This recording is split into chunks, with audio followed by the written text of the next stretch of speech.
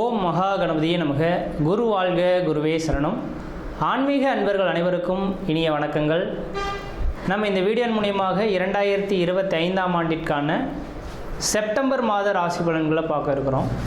இந்த செப்டம்பர் மாத ராசி பலன்களை பார்ப்பதற்கு முன்பாக இந்த செப்டம்பர் மாத காலகட்டத்தில் நடக்கக்கூடிய முக்கியமான நிகழ்வுகளை தனி வீடியோ தொகுப்பில் கொடுக்கலாம் அப்படின்ற நோக்கத்தோடு இந்த வீடியோ தொகுப்பை பொது மக்களுக்காக அனைத்து ராசிக்காரர்களுக்கும் பொதுவான பலன்களாக இந்த விளக்கத்தை தனி வீடியோவாக கொடுக்கலாம் அப்படின்னு நினைக்கிறேன். இந்த செப்டம்பர் மாதம் 2025 பார்த்தோம் அப்படின்னாக்கா முக்கியமான ஒரு நிகழ்வு, கிரகணங்கள் தோஷம் ஏற்படக்கூடிய காலகட்டங்கள் இந்த மாதத்தில் உதயமாகுதுங்க. அதாவது கிரகண காலகட்டங்கள் அப்படின்னு பார்த்திங்கன்னா செப்டம்பர் மாதம் 7ஆம் தேதி வந்து பார்த்திங்கனாக்கா சந்திர கிரகணம் நிகழ இருக்குது. அப்போ ராகுவினால் ஏற்படக்கூடிய இந்த சந்திர கிரகணமானது அன்று இரவு 9:56 மிட் நைட்டில் 1:26 இந்த காலகட்ட வரலும் சந்திர கிரகணமானது அன்றைக்கி நிகழ இருக்குது. இது பூரணமான சந்திர கிரகணம் அப்படின்னு பார்த்தோம் அப்படின்னாக்கா முழுமையான சந்திரகிரகணம் பிடிபட்ட காலகட்டங்கள் எப்பொழுது அப்படின்னாக்கா தொடங்கக்கூடிய காலகட்டம் 9:56 தொடங்கி 1:26 மிட் நைட்டில் சந்திர கிரகணமானது முடிய போகுது.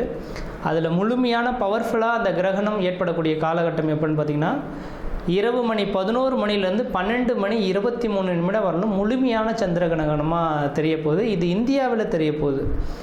இதுக்கு முன்பாகலாம் நடந்த கிரகணங்கள் பார்த்திங்கன்னா போன வருடத்தில் நடந்ததெல்லாம் வெளிநாடுகளில் நடந்ததுனால நமக்கு எதுவும் பாதிப்புகள் இல்லை. ஆனால் இந்த சந்திர கிரகணம் மட்டும் இந்த காலகட்டத்தில் இந்த மாதத்தில் மட்டும் நம்ம இந்தியாவில் தெரியக்கூடிய ஒரு கிரகணமாக இருக்க போகுது. அப்போ இந்தியாவில் நடக்கக்கூடிய இந்த கிரகணமாக இருக்கிறதுனால பொதுமக்கள்கள் கொஞ்சம் கவனமாக இருக்கக்கூடிய ஒரு காலகட்டங்கள் அப்படின்ற சொல்லலாம். எப்போல்லாம் கிரகண தோஷங்கள் ஏற்பட போகுதோ, எந்த இடத்தில் நிகழுதோ, அதாவது எந்த நாடுகளில் நிகழுதோ அந்த நாடுகளுக்கு ஒரு சில பாதிப்புகள் வரும்ன்றதுங்க. அப்போ ராகு பகவான் கும்பத்தில் நின்று கும்பத்தில் இருக்கக்கூடிய ராகுவோட சந்திரன் இருந்து ராகு கிரகஸ்த சந்திர கிரகணமாக இந்த வருடம் செப்டம்பர் மாதம் 7ஆம் தேதி தொடங்க போகுது. இது பொதுமக்களுக்கு ஒரு சில பாதிப்புகளையும் கொடுக்கும், ஒரு சில நட்சத்திரங்களுக்கு யோகங்களும் கொடுக்க போகுது. அதில் முக்கியமாக பார்த்திங்கன்னா கர்ப்பிணி பெண்கள், இந்த கர்ப்பிணி பெண்கள் இந்த நேர காலகட்டத்தில் கண்டிப்பாக வீட்டை விட்டு வெளியே வராமல் இருக்கிறது நல்லாயிருக்கும். சந்திர கிரகணம் இரவு நேரத்தில் நடைபெறதுனால பெரிய லெவலில் பாதிப்புகள் இருக்காது மக்களுக்கு. ஏன்னா அந்த நேரத்தில் மக்கள் அனைவருமே வீட்டு உள்ளதாக இருக்கும். முக்கியமாக இந்த நேரத்தில் கர்ப்பிணி பெண்கள் மிக மிக மிக கவனமாக இருக்கக்கூடிய காலகட்டங்கள். இந்த கிரகண தோஷங்களில் கொஞ்சம் வெளியில் வந்து சுற்றி உலாவணும், அந்த கிரகணத்தை பார்க்கணும் அப்படின்ற மாதிரி கர்ப்பிணி பெண்கள் மட்டும் நினைக்கிறாங்க அப்படின்னாக்கா அதோட கதிர்வீச்சு அதிகமாக இருக்கிறதுனால பிறக்கக்கூடிய குழந்தைகளுக்கு ஒரு சில பாதிப்புகளை கொடுக்கலாம். அதனால் அந்த கர்ப்பிணி பெண்களுக்காகவே இந்த வீடியோ கொடுக்கணுன்ற நோக்கத்தோடு நான் இந்த வீடியோவை தொகுப்பை கொடுக்குறேன். அப்போ அந்த கர்ப்பிணி பெண்கள் தெளிவாக சொல்ல விரும்புகிறேங்க, அன்று பகல் அந்த கிரகண தோஷங்கள் ஏற்படுவதற்கு முன்பாக, அதாவது 10 மணிக்கு 9:56 தொடங்க இருக்குது, 10 மணிக்கு தொடங்குறதாவே எடுத்துங்களேன். அப்போ அதிலிருந்து 4 மணி நேர காலகட்டங்கள் முன்பாகவே உணவை எடுத்துக்கொள்கிறதா சிறப்பை தரும். அப்போ அந்த நேரத்தில் மட்டும் கொஞ்சம் முடிஞ்ச அளவுக்கு பார்த்துக்குங்க.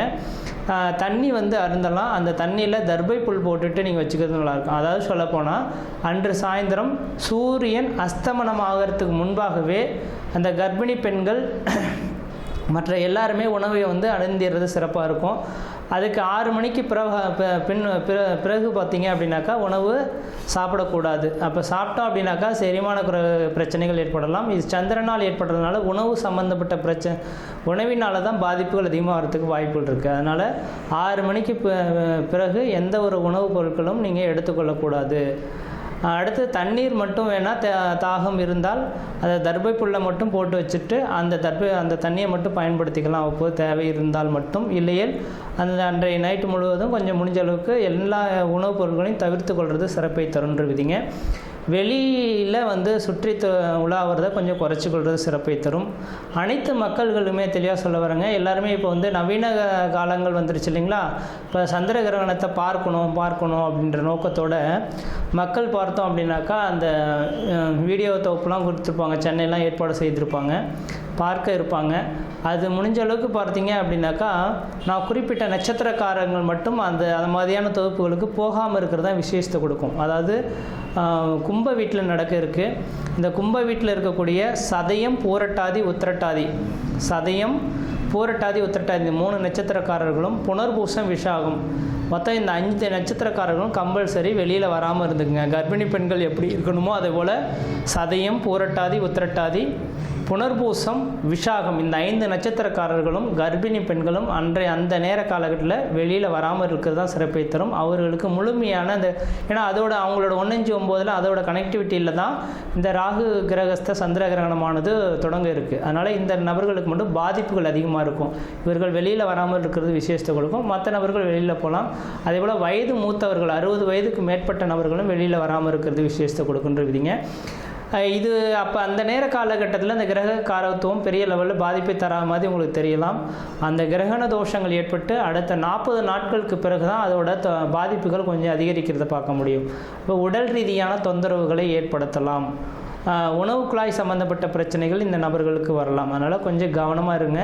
இந்த நட்சத்திர நான் சொன்ன இந்த 5 நட்சத்திரக்காரர்களும் மறுநாள் பார்த்தீங்க அப்படின்னாக்கா காலையில் எழுந்து பச்சை தண்ணியில் குளிச்சுட்டு விநாயகர் கோயிலுக்கு போயிட்டு அர்ச்சனை பண்ணிட்டு வர்றது விசேஷத்தை கொடுக்குங்க. ஏன்னா ராகு கேதுவின் கண்ட்ரோலை பண்ணக்கூடிய சக்தி விநாயகர் பெருமானுக்கு மட்டுமே உண்டு.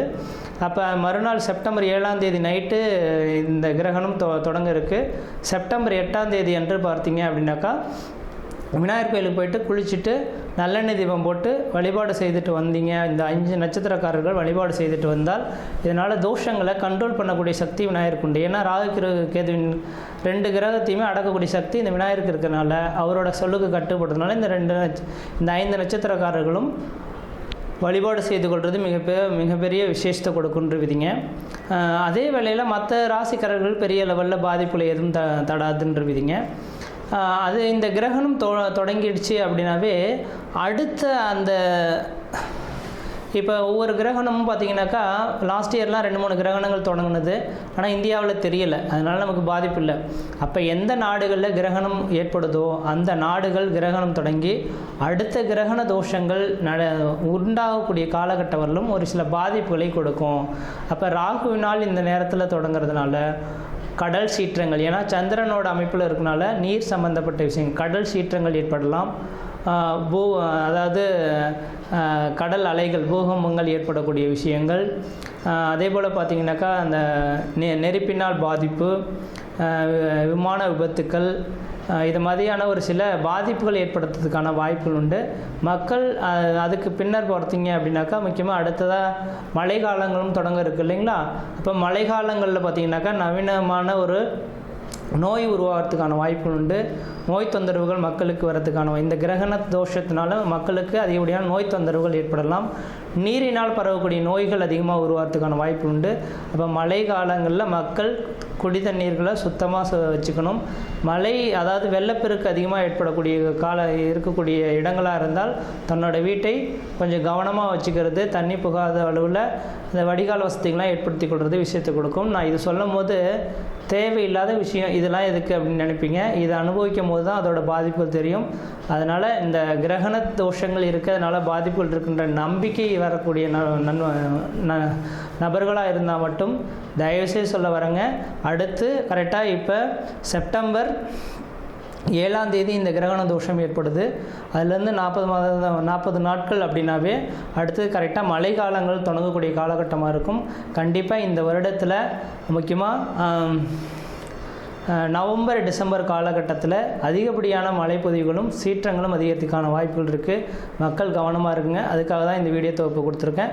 மற்ற விதத்தில் எந்த தோஷங்கள் பாதிப்பு கிடையாது. தெளிவாக சொல்லக்கூடிய கருத்துக்கள் கர்ப்பிணி பெண்களும் சதயம், பூரட்டாதி, உத்திரட்டாதி, புனர்பூசம், விசாகம் இந்த 5 நட்சத்திரக்காரர்களும் கிரகண தோஷத்தன்று கொஞ்சம் வீட்டை விட்டு வெளியே வராமல் இருங்க. இரவு பார்த்திங்கன்னா 9:56 தொடங்கி நள்ளிரவு 1 மணி 26 நிமிஷத்துக்கு முடிய இருக்குது. அது முழுமையான சந்திரகிரகணம் அடையக்கூடிய காலகட்டம் 11 மணிலேருந்து 12 மணி 23 நிமிடம் வரலும் இருக்குது. இந்த நேர காலங்களில் வெளியில் வராமல் இருங்க. உணவுப் பொருட்கள் எந்த ஒரு உணவுப் பொருட்களும் எடுத்துக்கொள்ள வேண்டாம். மறுநாள் காலையில் குளிச்சுட்டு விநாயகர் கோயிலில் போய்ட்டு விளக்கு போட்டிருந்தாவே இந்த தோஷங்கள் ஓரளவுக்கு கட்டுக்குள் வரும்ன்ற விதிங்க. மற்ற விதத்தில் யாருக்கும் எல்லோரும் தோஷம் கிடையாது. நம்ம இந்த வீடியோ மூலியமாக 2025ஆம் ஆண்டிற்கான செப்டம்பர் மாத ராசி பலன்களை பார்க்க இருக்கிறோம். குறிப்பாக இந்த வீடியோவானது பார்த்தோம் அப்படின்னாக்கா விருச்சிக ராசி அன்பர்களுக்கான வீடியோ.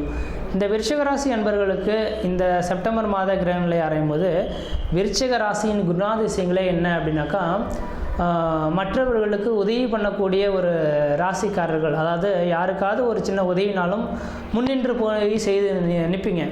ஆனால் அந்த உதவி செய்ததுக்கு பின்னர் பார்த்தீங்கன்னாக்கா அந்த உதவியை பெற்ற நபர்கள் யாரும் இந்த விருச்சிக ராசி அன்பர்களை அந்த அளவுக்கு மனமுருகி எடுத்துக்கொள்ள மாட்டாங்க. ஏதோ ஒரு உதவி செஞ்சுட்டாங்க, நான் அதுக்கு ஒரு உதவி செஞ்சு போட்டேன், அது சரியாக போயிடுச்சு அப்படின்ற மாதிரி நினைப்பாங்க. இதை நினைக்கும் போது இந்த விருச்சிக ராசி அன்பர்களுக்கு மனமானது குமுறல் ஆரம்பிக்கும். செய்யாமல் செய்த உதவிக்கு இந்த வையகம் வானகம் ஆற்றல் எது அப்படின்றத திருவள்ளுவர் சொல்லிட்டு போயிருக்கார். எதிர்பாராமல் ஒரு மனிதனுக்கு உதவி செய்கிறான் அப்படின்னாக்கா அந்த கடவுளே செய்த உதவி அப்படின்றதுங்க.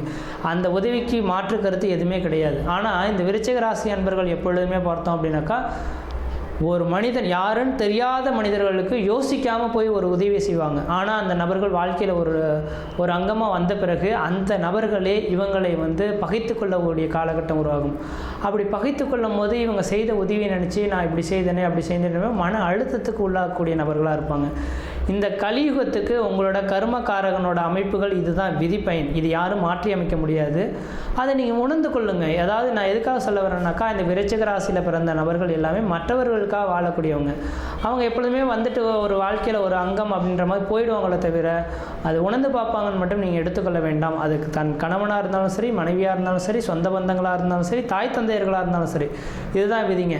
ஆனால் உங்களோட உதவி மாதிரி ஒன்றும் கிடையாது. இதுக்கு ஆண்டவன் நீங்கள் செய்யக்கூடிய உதவிகளுக்கு வரும் காலகட்டத்தில் நல்ல ஒரு வாய்ப்புகளை ஏற்படுத்தி கொடுப்பார்னு மட்டும் எடுத்துக்கொள்ளுங்க.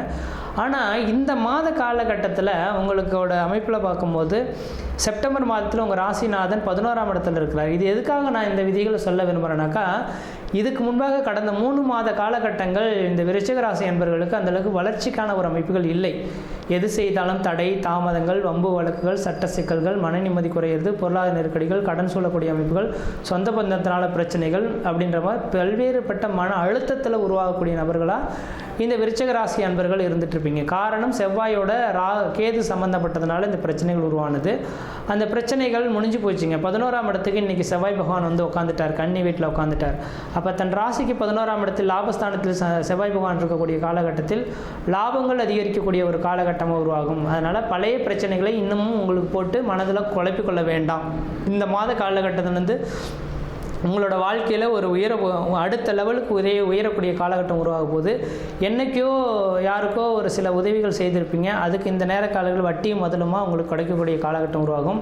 அது பதவி உயர்வுகளாக இருக்கலாம், பொருளாதாரமாக இருக்கலாம், அது மதிப்பு மரியாதை கௌரவங்களாக இருக்கலாம். ஏதோ ஒரு விதத்தில் உங்களுக்கு கிடைக்க போது லாபஸ்தானத்தில் செவ்வாய் பகவான் இருக்கிறதுனால ஏதோ பழைய பூர்வீக சொத்து சுகங்களை விற்றுட்டு அதன் மூலிமா லாபங்கள் பெறக்கூடிய காலகட்டம் உருவாகலாம். பூர்வீக சொத்து சுகங்கள் ஏதாவது கோர்ட்டு கேஸ் வழக்குகள் இருந்தால் அது சாதகமான சூழல்கள் ஏற்பட்டு உங்களோட பக்கம் அது அந்த கோர்ட்டு கேஸ் வழக்குகள் சாதகமாக ஏற்படுறதுக்கான வாய்ப்புகள் இந்த மாதத்தில் உதயமாக போகுது. அதே போல் பார்த்தோம் அப்படின்னாக்கா உங்களுக்கு வெகு நாட்களாக ஒரு பதவி உயர்வுக்காக காத்துட்ருக்கீங்க. ஏதோ காரணத்தினால தள்ளி வச்சுட்ருக்காங்கன்னா இந்த மாத காலங்களில் உங்களுக்கு பதவி உயர்வுகள் கிடைக்கிறதுக்கான ஒரு காலகட்டமாக இந்த மாதம் உதயமாக போகுது.